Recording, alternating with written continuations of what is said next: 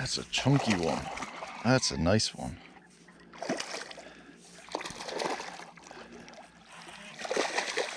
Look how fat that fish is. And this is post-spawn period. That's a nice one. On the Ozark. Oh, we just got out. I mean, that fish is probably 15.5 inches long, but it's probably 2.5 pounds. Just got out. That was like my, I don't know, 4th or 5th cast probably. We've got a beautiful day on the lake today. We're on a northern Wisconsin lake and just flat calm. It's the boys' last day of school, so I figured I would take advantage of it and get out fishing while they're in school today. So I dropped them off, boat in tow. Decided to come out here. This is a shallow fishery. Gonna flip around the Ozark rig a little bit, hopefully catch a few, and call it a day, because I got a bunch of other things I need to take care of as well. But who knows, maybe I'll stay out here all day.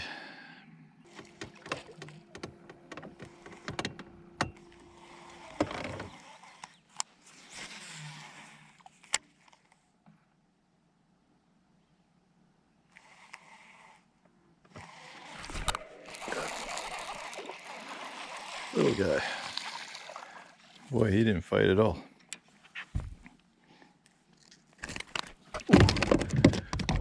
Good job getting back in there. And he got a leg.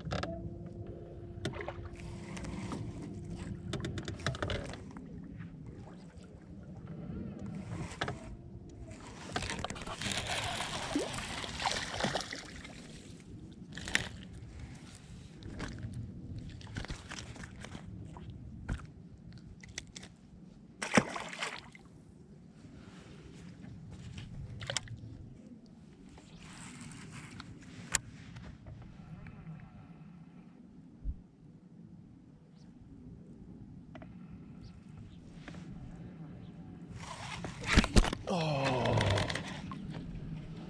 Oh.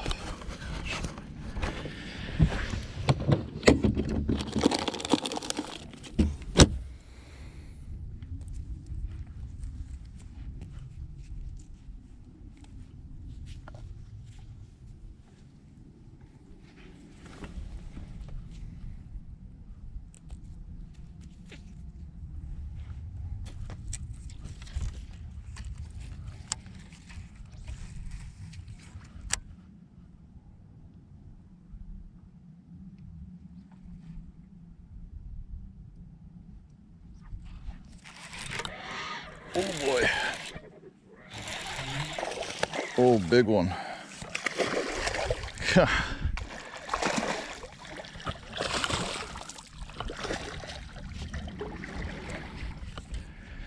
Come here. He just spit my other bait out. Do you guys see that? He just spit my other bait out. Top of the mouth, Ozark. So much fun. That's a nice one. Good hefty fish. It's just one of those lakes where the Ozark just shines, because everywhere you go you have black moss on the bottom, and a Texas rig will go straight down into it and you'll get it around the weight. With the Ozark rig staying horizontal in the water column, when it gets to the bottom it'll sit on top of it. And the hook point or the hook eye is always facing up. So unless that nose buries into that moss, you'll just ride on top of it. And it's just a perfect bait for lakes that have a lot of that bottom crap on it. You know, like this one. This is just, it doesn't matter if it's The logs, like maybe I'll go up and show you a log later, but the logs are like, just have these big fur balls coming off of them. It's really kind of gross, but the fish still use them. It's just a matter of being able to get a bait in there. You know, if you throw a chatterbait or a spinner bait or a moving bait with treble hooks, it just balls right up every time you come in contact with a piece of wood. And this lake has got wood everywhere, whether they're standing timber or laydowns or laying on the bottom of the lake. And from that standpoint, you need something that just comes through it really well. And the Ozark rig is dynamite for that. Dynamite. Here's what I mean by that slime. You can see all that green moss all over that tree. And it's like, a lot of times you probably are seeing me casting where I'm not casting right onto the stump. It's because if you land it where you should, right on the stump, you're gonna get all that green moss, that stuff right there. It's nasty.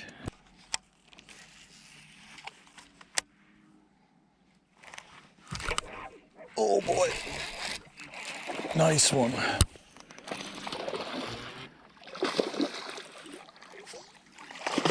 Hit that one on the fault.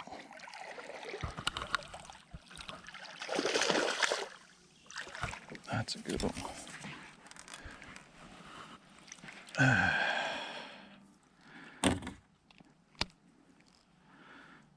Good one.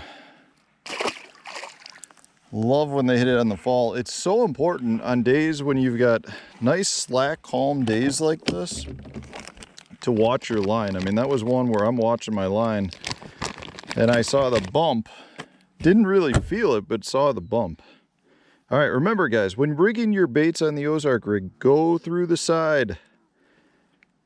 Slide it up from there and then up over the top, swing it into place, and then Texas rig it.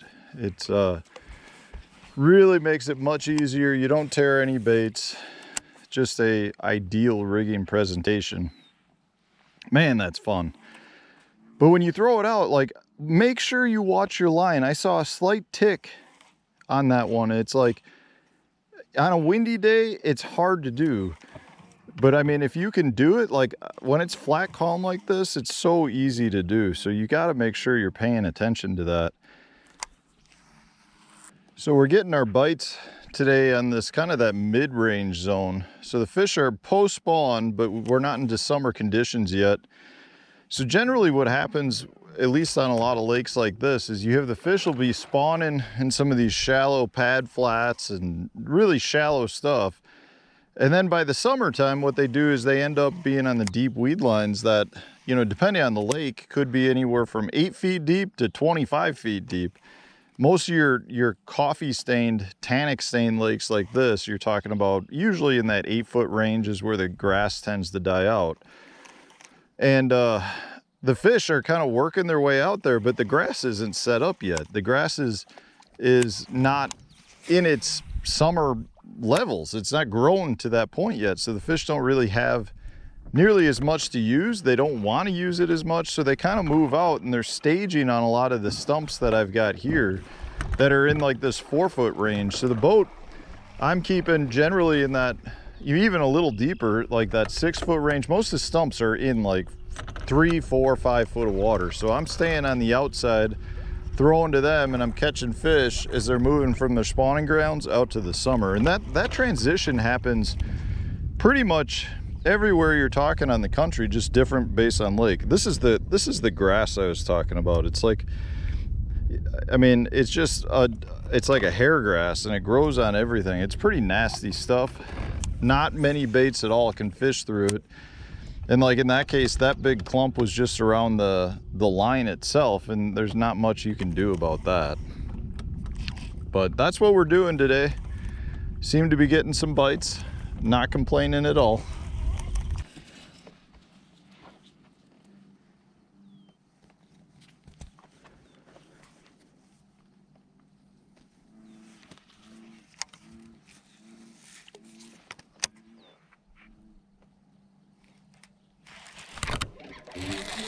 Oh, good one.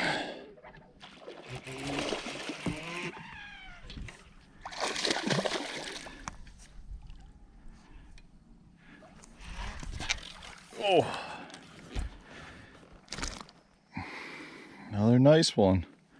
These are really good post-spawn fish. Really good. Still really healthy, I guess is what I mean. Nice heavy fish still.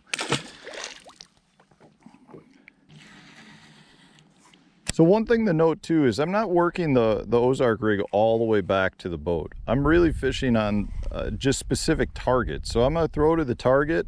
I'm gonna let the bait just nicely glide to the bottom. Once it hits the bottom, I give it a couple of quick pops, let it glide to the bottom, couple quick pops.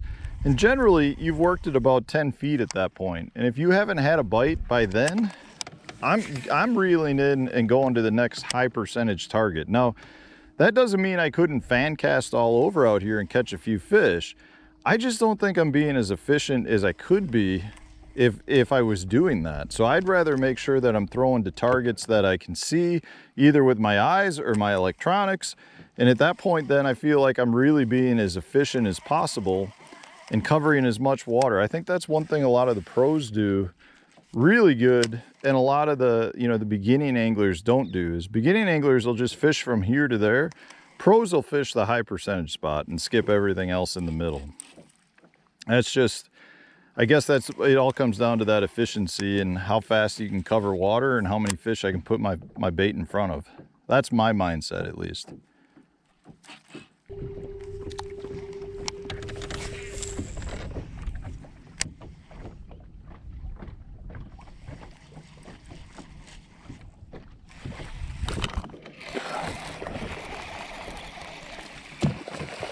Oh, tail walking. That's another good one.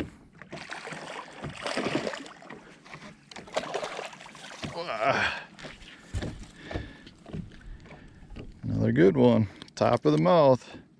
You can see I switched to a pit boss on that one. That's a June bug 4-inch pit boss.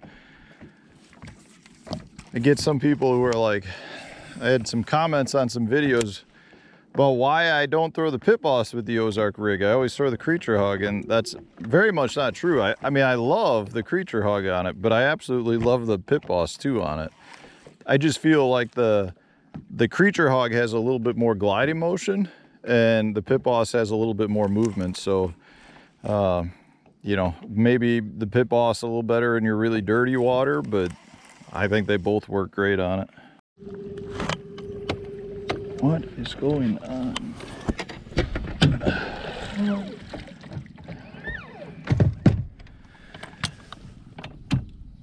Oh, shoot. Oh.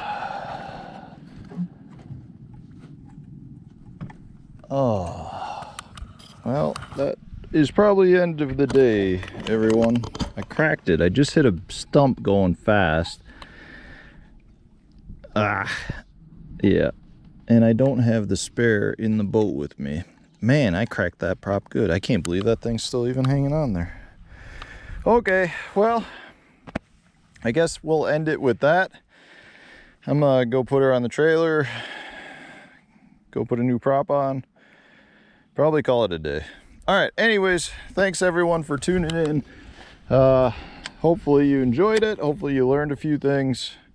Hopefully you understand the power of the Core Tackle Ozark rig with a Berkley power bait pit boss or Max Scent power bait creature hog. Dang. All right, we'll see you tomorrow, guys. Thanks for tuning in.